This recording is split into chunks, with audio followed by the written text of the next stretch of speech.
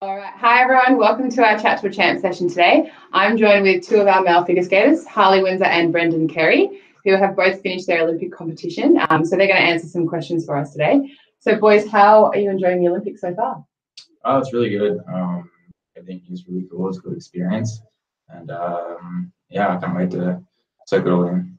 Awesome. And you, Brendan? No, I'm loving it. It's pretty cool being able to go to a competition and not just see people that you know from your sport, but to see everybody else kind of representing their country and this, that, and the other is it's a really special feeling. So having a pretty good time. Awesome. All right, we've got some questions from Aldercourt Primary School in Victoria. The first one is from Taylor, who wants to know, aside from figure skating, what other sports do you like doing? Other sports? It's a hard question. Skating takes a lot of my time. I guess I like to watch footy, rugby. I like watching hockey. That's cool. But doing other sports, but I don't really have much time to do that. Growing up, before I was a figure skater, I really liked playing soccer. So a pretty big fan of that. And then my uncle got me into surfing. So when it's not too cold back in the States, I'll make sure to go for a surf. Awesome. All right, our next question is from Letitia, who wants to know how you both got started in figure skating. How old were you? I was 8 when I started skating, and I got into skating by accident.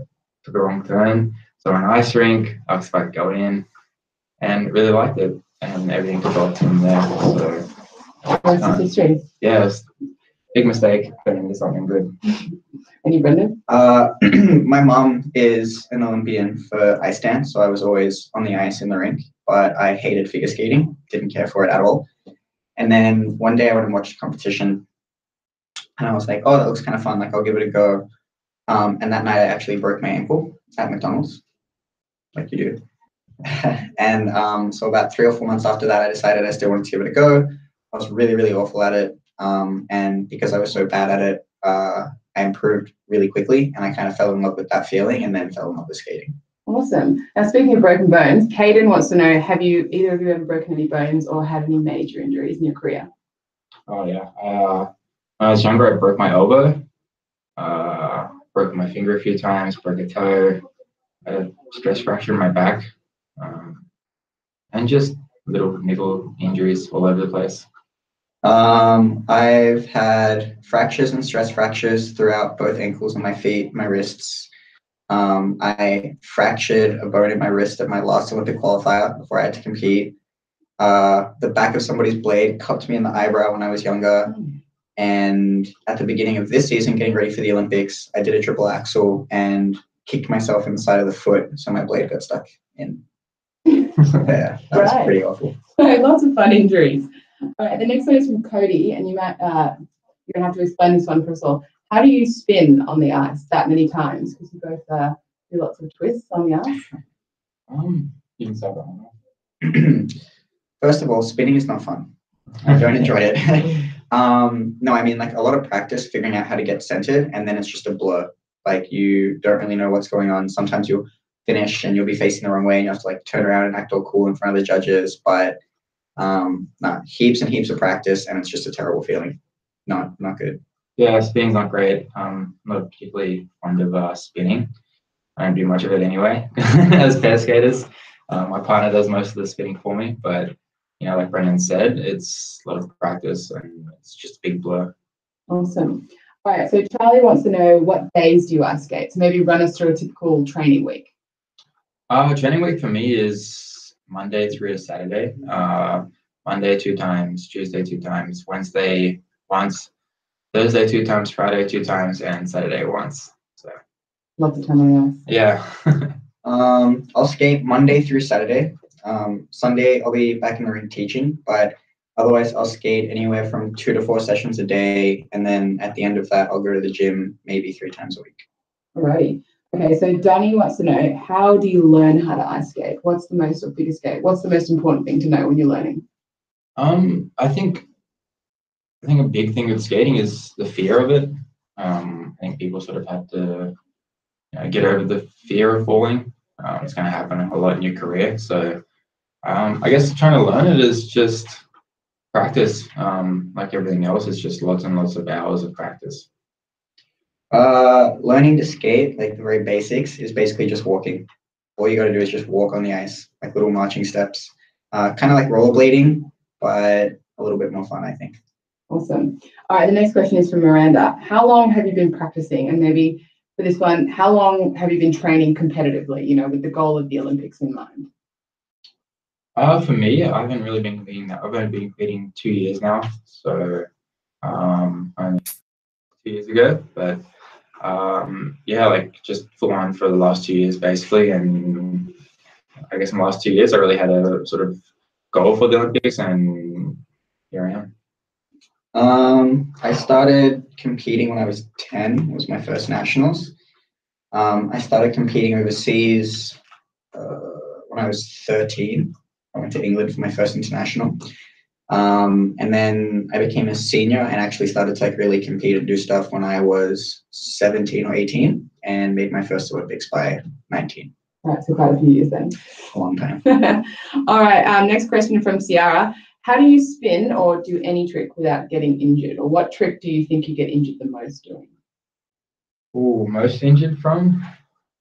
I guess for me it would be lifts and twist, sort of stress on your shoulders.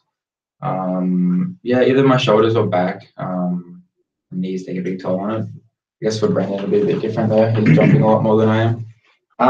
Yeah, definitely the jumps. I find more often than not, it's actually before you go to do a jump. If you miss your takeoff, you slip out. It's a pretty awful feeling when you see your feet above your head and you just know that your head and your tailbone is going to get cracked on the ice. So I'd say injury-wise, it's definitely jumps, but not the falls afterwards. It's the falls before. Okay, right. I know I've got some questions from St Brigden School in Victoria. Angus wants to know, how do you get over mistakes or failures when you make them? I think you just have to put it in the past. You're gonna fail a lot during a sport and skating, and that's part of it. So I feel like you need to accept that and know that failure is, one step closer to success. In the moment, and basically until the next element, it's dawning on you and you're like pretty annoyed at yourself. But by the time you get to the next element, whether it's a jump, a spin, or a lift or whatever, you kind of forget about it. And then as soon as you're done, you're like, oh man, messed up. But yeah, you kind of forget about it. You have a lot going through your mind, a lot going on when you compete. Awesome. Okay, Lucy wants to know, how do you not get dizzy when you do spins? Oh, we get dizzy. Oh, yeah, we get extremely dizzy. We just learn over time to get slightly better at it, but we definitely get dizzy. Alrighty, so Logan wants to know, what's the athletes' village like? It's really cool. It's there's a lot of people here. It's like everything's very nicely set up, and I think it's very well thought out. So, I really like it. The athlete village is really cool. Actually, we have like these 20-story buildings, and each country or like set of athletes get their own apartment. So Harley is my roommate for this event, as well as a couple of the speed skaters. And then we have a games room with like ping pong, air hockey, PS4, stuff like that. Then we have this enormous food hall where it's basically whatever food you want, 24 hours a day, especially McDonald's. Free Maccas. Yeah, free Maccas is definitely a big perk. All right, Ellen wants to know, what's your favourite part about being an Olympian? New feeling for you, Harley? Yeah, I don't know. Actually, it's I guess the best feeling for me is just the achievement of it. Just being able to call myself an Olympian now is a really good feeling. Awesome. That's a tough one. I feel like I could talk about that for a while, but I would say the first one that comes to mind is when people ask me what I do, and I'm like, oh, I'm a figure skater. The first question I get asked after that is, oh, did you go to the Olympics? So to be able to be like, yes, I went to the Olympics, or I'm going to the Olympics is really, really cool. Like the reaction you get from people when you get to say that is awesome. And you're in Sochi, so now you get to say that you're a dual Olympian. Yes, two-timer. Very exciting. All right, Henry wants to know, how do you get confidence to perform your first big trick on the ice in a routine? Confidence, you just go for it and hope for the best. You can do get better at it, like as competitions go on, but in the beginning of the season, it's new programs, new elements. So for me personally, I kind of just go all in and hope for the best. I always tell myself that I'm going to miss it, but it's not going to happen. So that when it happens, I'm always pleasantly surprised, despite the fact that it's always there. But it's very, very different trying to compete something rather than practice it. That's something that I think is really hard about figure skating, especially is it's not like football, for instance, where it's like you can practice skills and drills all day and you can be an amazing athlete, but you really don't know like where the ball is going to go. In skating, you have this stress. You're like in 6 months' time in Korea at the Olympics at 11:30 in the morning, I'm going to do this jump to this piece of music in front of this many people. And it sounds nice knowing that you can plan for it, but it's so stressful. Yeah, I can imagine. Alrighty, so we've got some questions from the International School of Western Australia. The first one, where or who do you get your costumes from when you compete on the ice? Two different people actually. We have a costume maker in Moscow that does our costumes, listens to the music, and talks with us and tries to find what's more comfortable for us, what suits us best, and what goes best with the music. I have one lady that I work with in California and another lady in New York City. So the night before I left to come here, I had to go to New York City at 10:30 at night and then 6 a.m. the next morning to get my costume. Oh, wow. And how do you pick yours? I don't really care too much, to be brutally honest with you guys about it. I just like give them my music. They take my measurements. I'm like, just make sure I can move. It's comfortable. Awesome. All right. Isha wants to know who or what inspired you to figure skate? No one inspired me to figure skate. I just liked it at the beginning. I thought it was really cool and different, so that's why I really liked it. But no one in my family ever skated before, so I was the first one. Awesome. Well, as I said, my mum went to the Olympics and my dad was a skater too, so I was always in the rink. But I feel as though I've been inspired by a lot of people growing up. I had a lot of friends when I was maybe like 4 or 5 years older than me, so I would like look up to them, and then there would be like our national champions at the time. I'd look up to them, and then people that would be winning internationals and so on and so forth. So I feel like it's not like any one particular person, but many people. Awesome. All right, Tasha wants to know, what's your favorite country that you've competed in? Ooh, I think my favorite country would either have to be Japan or Taipei. That's where I won my first big title. So one of those two. Awesome. Close one. Japan is awesome. The people, the audience, the event is always run perfectly. But I had a lot of fun in Paris, actually. Paris was really cool. Awesome. All right, next question is from Isaac. Where do you both train? I train mostly in Moscow, and we sort of go back and forth between Sydney and Moscow. I train in an ice rink called Ice House in New Jersey, so I'm about 20 minutes outside of New York City. Awesome. So very cool places in the world. We've got some questions from Parramatta School. Is it really cold in Pyeongchang? Thomas and Henry want to know. It is colder than I expected. It's cold. There's no snow where we are actually, but the wind is insane. There was one day where I just skipped 2 meals because I was like, I'm not going outside in the wind. That's very cold. And what about your family? Samantha, Saffron, and Brandon want to know, do you miss your family members? Yeah, of course I miss my family members. I'm always traveling and always overseas competing or training. So when I do get to go home, it's quality time spent with them. But yeah, I definitely miss them when I'm away. I mean, yeah, no, that's a given. But luckily, I'm an adult and I have a phone, so I get to call them whenever I want. So we speak pretty often. Awesome. And what's the food like at the Olympics? What's been the best thing you've eaten so far? McDonald's. No, they have a good variety of food here, and I think they're good, and just the variety of everything is good. Nothing really in particular. No, it's all pretty good, but they have ice cream available 24/7. So I make sure to finish every meal with chocolate ice cream. Yeah, it's a bad trap to get into, isn't it? It is what it is. All right, so Launceston and Prep School have some questions. Jack wants to know if you've made any new friends in the Olympic Village. Yeah, I've made lots of new friends actually, like even people from other sports, get to meet them. And I think the Olympics is an awesome way to interact with new people and make new friendships around the world. Yeah, no, always.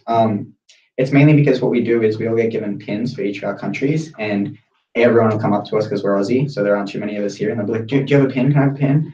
And you get talking like, oh, what sport do you do? Blah, blah, blah, blah, blah. And and meeting lots of people from all around the world. Yeah. All right. What does it feel like at the start, just before you performs from Charlie? What's that feeling like?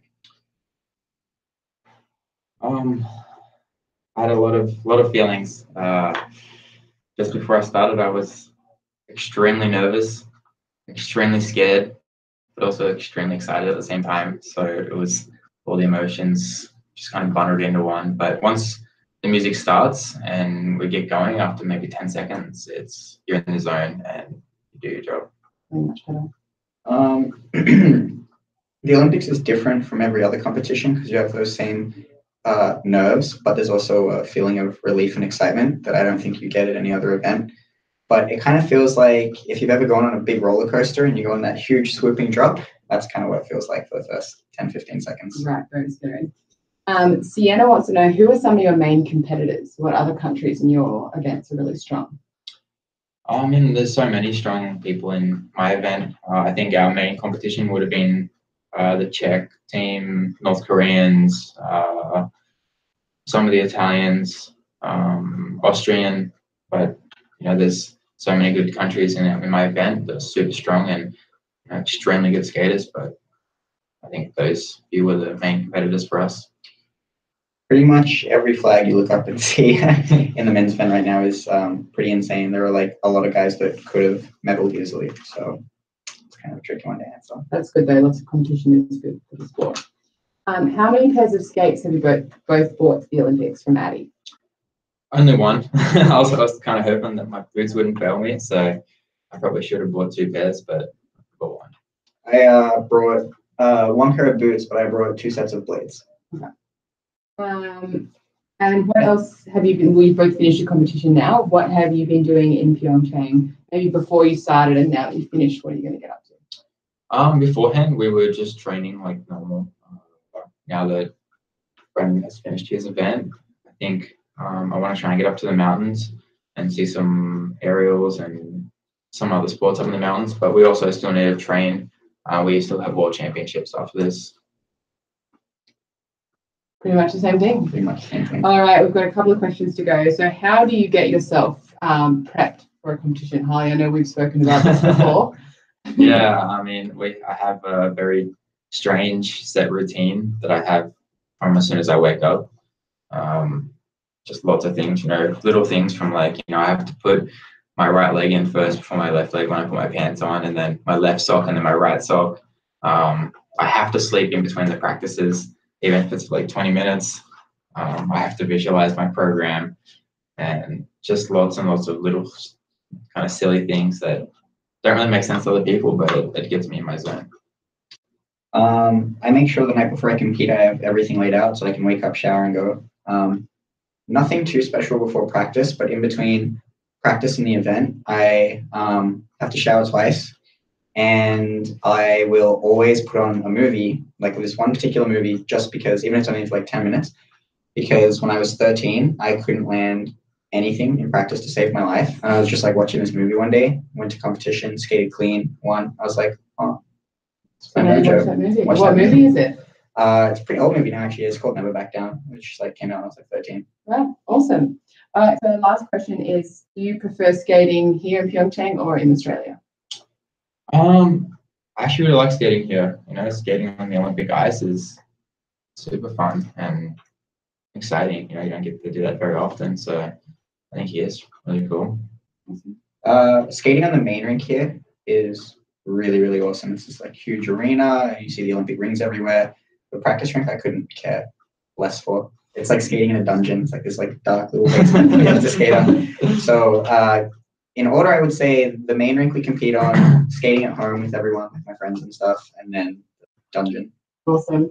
All right, so we've had some great questions today. Thank you for both answering them. Let's wrap up with both sort of summarizing your Olympic experience so far for everyone at home. Exciting, lots of emotions, just an awesome experience, and I recommend trying it. The Olympics? Yeah. So far, if I had to sum it up, I would say it's very exciting, terrifying, but in a good way. And it's very special in the sense that as an athlete, there will always be competitions that I'll remember above others, but the Olympics, whether you skate well or not, is in a league of its own. So taking that away is pretty cool. Awesome. All right. Well, thank you everyone for tuning in, watching our session today. Thanks guys for answering some great questions. Hopefully you'll see these two at another Olympic Games in the future. Hope so. Yeah, why not? Beijing 2022. Seems like. Awesome. Okay. Thanks. Give everyone at home a big wave. Thank you for all the questions.